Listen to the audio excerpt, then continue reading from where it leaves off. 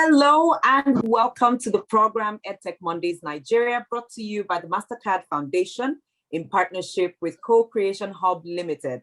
The EdTech Mondays is a platform to facilitate critical conversations on the use of technology for teaching and learning by bringing together key stakeholders, including policymakers, EdTech entrepreneurs, teachers, and parents. I thank you all so much for joining us today on the episode of the show. I am your regular host, Joyce Daniels. Our topic for this episode is using EdTech to drive learning for displaced youths. Using EdTech to drive learning for displaced youths. According to Abubakar et al. In 2020, the total number of refugees and internally displaced children in northeastern Nigeria, ranging from ages 3 to 17 years, is over 450,000. Of this population, 63% attend primary school, while 67% of adolescents ages 14 to 17 do not have access to secondary education. In a bid to address the education crisis in IDP camps in northern Nigeria, UNICEF adopted, among other strategies, a double shift schooling system, which allows learners to continue their education using facilities and resources in schools close to the IDP camps in the afternoons. However, in a UN 2021 report, the UN High Commission for Refugees detailed the impact of various intervention projects in IDP camps across northeastern Nigeria, highlighting the following: overcrowded classrooms, teacher shortage, poor data management system, insufficient infrastructural facilities, and limited opportunities are some of the challenges displaced learners still grapple with today. Heightened by the lockdown in 2020, technology has proven to be a great enabler of learning, especially during a crisis, with opportunities for remote and self-paced learning. On this episode of the EdTech Mondays show, we would be exploring ways in which EdTech can be leveraged to drive learning and reduce learning poverty for displaced youths in Nigeria. We would love to hear from you, our listeners. Please tell us, in what ways can technology be used to drive learning for youths in displaced communities? Join our Telegram channel, EdTech Monday Nigeria, or send us a text or WhatsApp message on 0703 165 0809. That is 0703 165 0809, and do let us know what you think. On this episode of EdTech Mondays, our panelists will discuss using EdTech to drive learning for displaced youths. We are honored to have a number of panelists here with us today. We have Eileen Akintemi, Jonathan Darko, and two surprise guests whom I would introduce soon. Let me tell you a little bit about them. Eileen Akintemi is an assistant education officer at the UN High Commission for Refugees, UNHCR for short, in their sub-office in Ogoja, Cross River State, Nigeria. She provides technical support to UNHCR and partners on all UNHCR education programs for the Cameroonian refugee response in Akwa Ibom, Cross River, Benue, and Taraba states. Eileen is an educationist by training and earned her PhD in early childhood education from the University of Ibadan, Nigeria in 2019. She worked as a university lecturer teaching early childhood education courses before joining the UNHCR in 2021. Welcome, Eileen. Thank you so much for joining us. Thank you, Joyce, and it's good to be here. Fantastic. Also with us is Mr. Jonathan Darko, who is an associate community-based protection officer, also with the UNHCR sub-office in Ogoja, Cross River. He supports community-based and participatory approaches aimed at ensuring the protection of Cameroonian refugees in Nigeria's 4 refugee hosting states, which are Akwa Ibom, Cross River, Benue, and Taraba. His role includes providing oversight for education intervention in the Cameroon refugee humanitarian response. He has worked with the UNHCR for about 12 years in the West, East, and Southern Africa regions in various protection functions. He also supported UNHCR in piloting the comprehensive refugee response framework and rolling out the Global Compact on refugees. From your experience working with refugees and children in internally displaced persons camps, IDP camps, how will you rate the level of access of technology at the camps? And do students or the schools use any technology products at all? Thank you very much. And I think your question goes right to the core of the interventions for refugees in the education sector.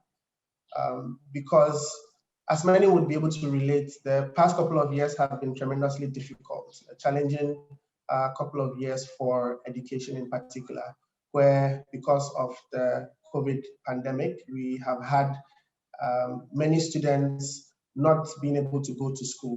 And this has not only been a challenge faced by Nigerian youth or Nigerian children of school-going age, but also a challenge that refugees have faced.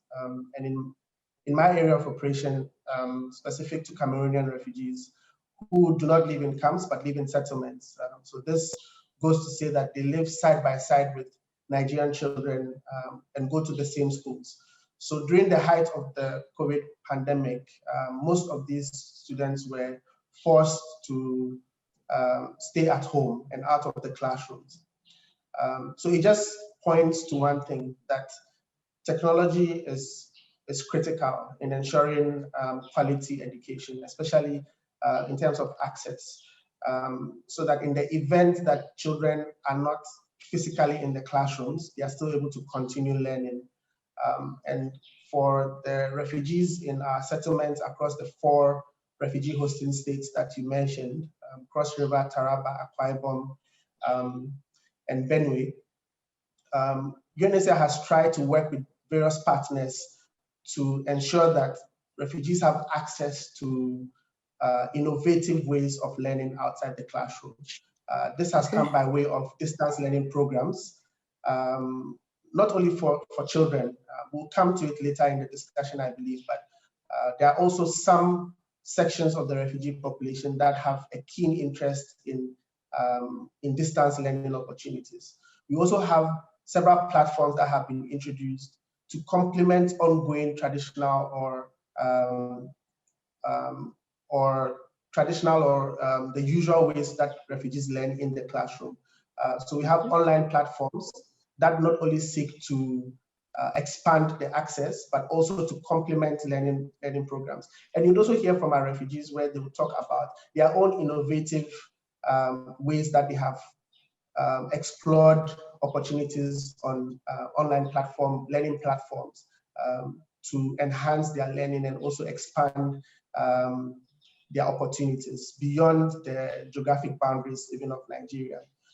So UNHCR is very, very interested in exploring some of these opportunities, and I hope that this conversation will open up more insight into some other ways that probably we haven't paid too much attention to.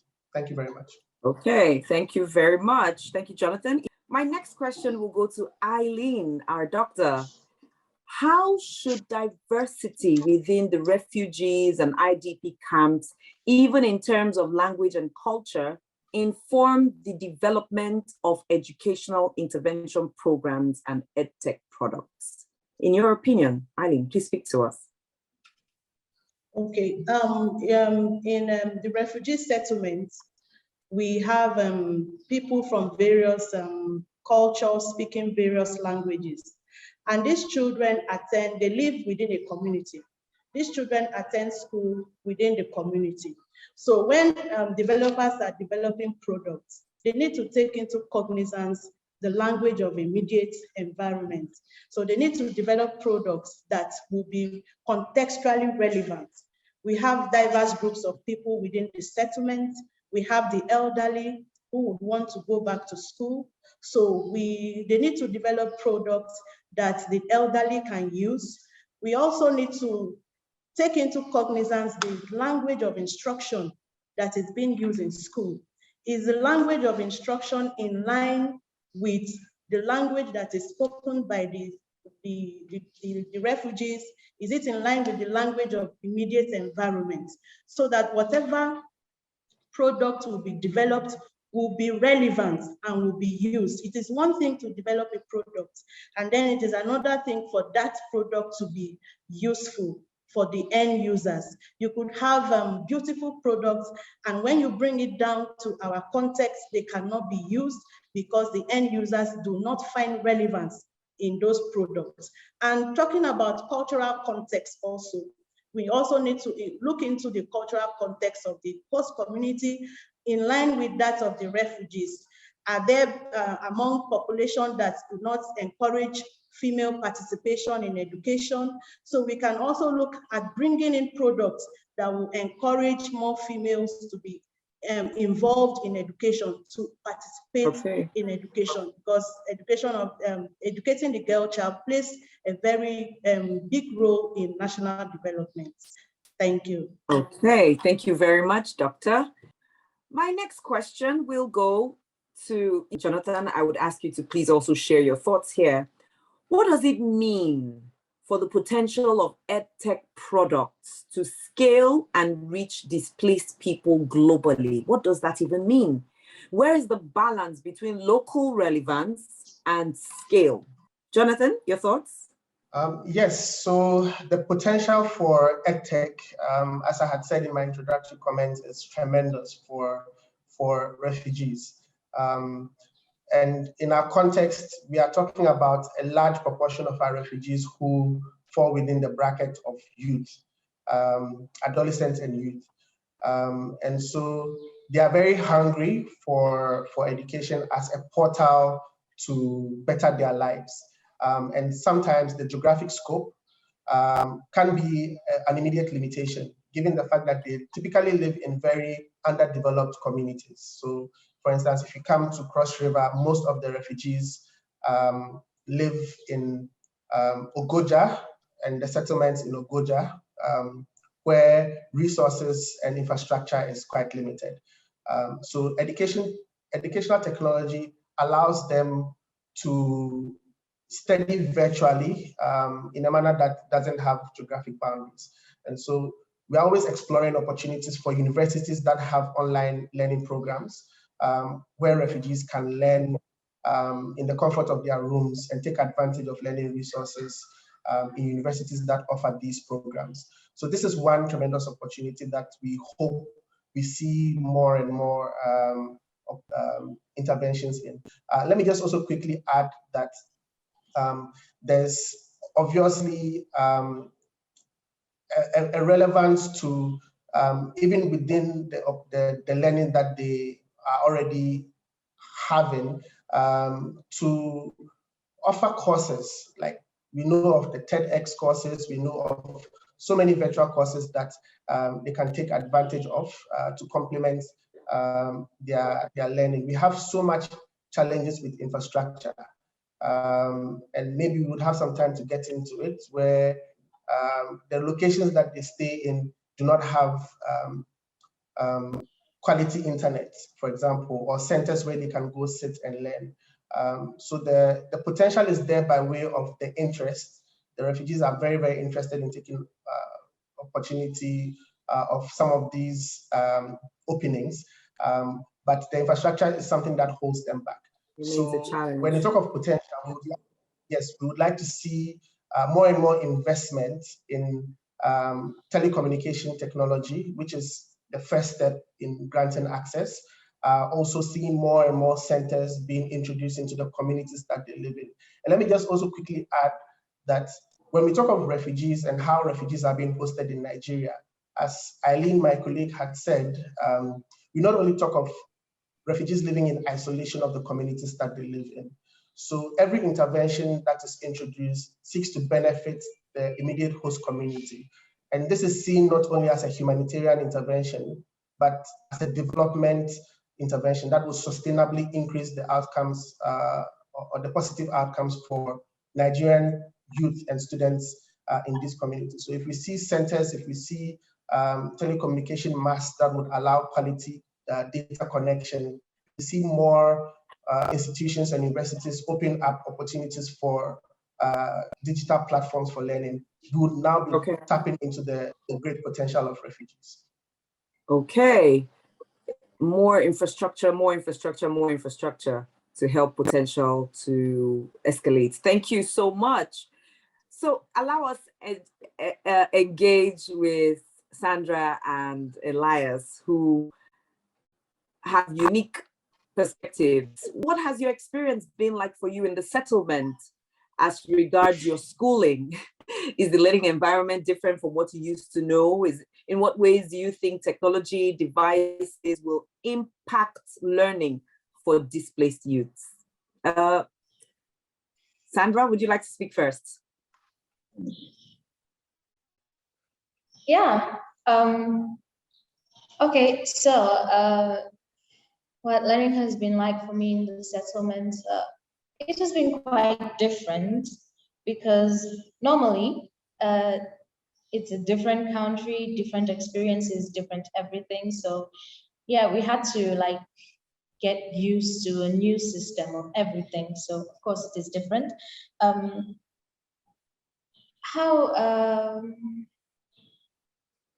The technology, how it has affected us, is that a question? Did I get it wrong? How do you think access to technology devices will impact learning for displaced youths? Oh, okay. Yeah, so I think access to technology will be of a great help to displaced persons because especially for like tertiary students, it is not very easy for them to like get into universities because of, you know, one thing or the other, financial issues and stuff. So access to technology and all these learning opportunities worldwide would be like a life-changing thing.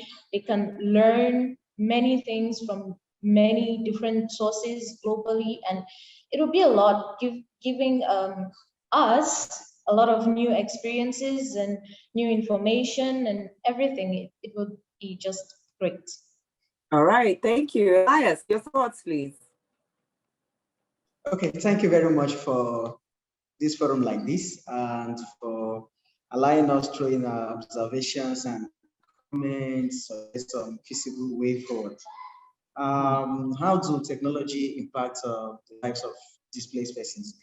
Displaced persons include refugees, IDPs, internally displaced persons, and to be specific, here in Cross River, Ogoja precisely, the Cameroonian refugees who are based here in Nigeria doesn't live in camps, we live in settlements, and we have different groups of persons. We have the elderly, we have people living with disabilities, the PWSN, you know, so technology will actually help because elderly ones, especially those who were back in Cameroon and were into teaching jobs, were into using, working in ICT centers, who have also developed interest in continuing with their education.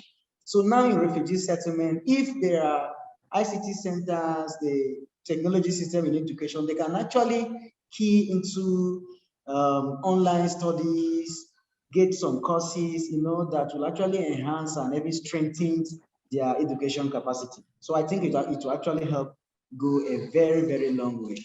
Thank you. Fantastic. Thank you all. Thank you both so much. Thank you, Elias, and thank you, Sandra. Technology and technological devices will be of great impact to displaced persons, not only youths, including the elderly and the younger ones. Thank you so much.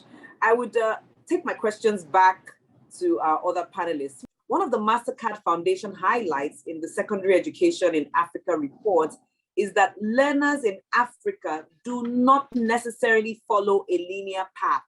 They move in and out of the education system. And I'm sure that's equally true for displaced youths. So Eileen, I would like your thoughts. How can we build education systems, programs, and products that consider the fact that not all learners travel through education in a linear path? How do we make it easy for them who will go in and out? Eileen? Okay, Joyce. It is true that not all learners travel through the linear path. We also have alternate pathways to learning. For example, we have the accelerated learning program. So developers can develop products online where learners can access either on the tablets or on the phones. So this accelerated learning curriculum can be made into even an app where learners can have access. You know, due to displacement, we have some learners that have been out of school for a while. Some of them are older and they don't really fit into the regular school system. So these products can be developed where learners can, at their own pace, at their own convenience, they learn, and they can also leverage on the distance learning program for maybe adults at the higher level of education. We have various online programs that they can make use of. So these are some of we also have catch-up classes. So these are some of the pathways, or these are some of the ways that do not necessarily follow the traditional or the predictive learning curve or pathway. Thank you. Thank you very much. And our final question for today will be split by Jonathan, or perhaps Jonathan, you take this one all by yourself. What do governments, EdTech companies, and innovation funders need to understand about delivering learning in context of displacement? I'm sure this is right up your alley. Jonathan? Yes, this is definitely at the crux of the issue, because as has been said countless times, refugee education is really the vehicle through which refugees realize their dreams. And it's important that we recognize the various stakeholders that are critical to make these dreams come true. So in UNHCR, we are aggressively trying to implement what is called the Global Compact on Refugees. And just not to go into too much detail, the government is in the driving seat to ensure that refugees living in Nigeria, for example, are able to participate in national systems. And so for the government, the real assignment the government has to take on is not to create a different ecosystem for refugees. So in some countries, we do see that refugees live in refugee camps, confined, they need permits to live outside, and every resource is injected into these refugee camps. That doesn't help for sustainability. Thankfully, in Nigeria, we have an out-of-camp policy where refugees can live wherever they choose to. That allows the government of Nigeria to integrate refugees into the national systems. So for instance, in the 4 refugee hosting states, refugees go to government schools. And the government is primarily responsible for provision of education services to refugees. We all know that in most African countries, there's a limit to what the government can do. So whereas in Nigeria, the government is very open to including refugees, the resources are simply not there. And so coupled with the fact that refugees live in underdeveloped communities, the task would be too much to ask for the government, particularly at the local level, to provide the necessary infrastructure, to provide the teaching and learning materials. So there is a level of injection of resources that is required from other stakeholders. And that is when we call on donor and development partners to support the government in providing quality education for refugees. So we do call on humanitarian agencies that when we are doing interventions, we do not look specifically at refugees. And UNHCR is championing this course where every intervention we do, we always look to the community, and that community involves refugee hosting, the refugee hosting community. It allows for sustainability as well. The private sector has a role to play. As Eileen had also mentioned, there are so many innovations that the private sector can inject into the educational ecosystem. We've seen a lot of opportunity for refugees to match education with the job market. So for instance, let's say coding. When refugees learn how to code from their laptops, almost immediately there are opportunities for them to sell these skills in viable jobs that may not necessarily exist in Ogoja. So the private sector also has a critical role to play. Donors, obviously, development partners also are critical in improving infrastructure, in helping the government meet its sustainable development goals, for example. Thank you very much.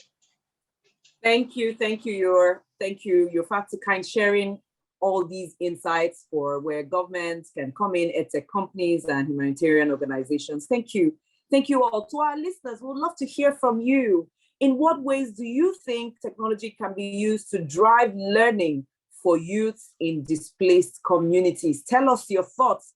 Join our Telegram channel, EdTech Monday Nigeria, or send us a text or WhatsApp message on 0703 165 0809. 0703 165 0809. We would love to hear from you and tell us what you think.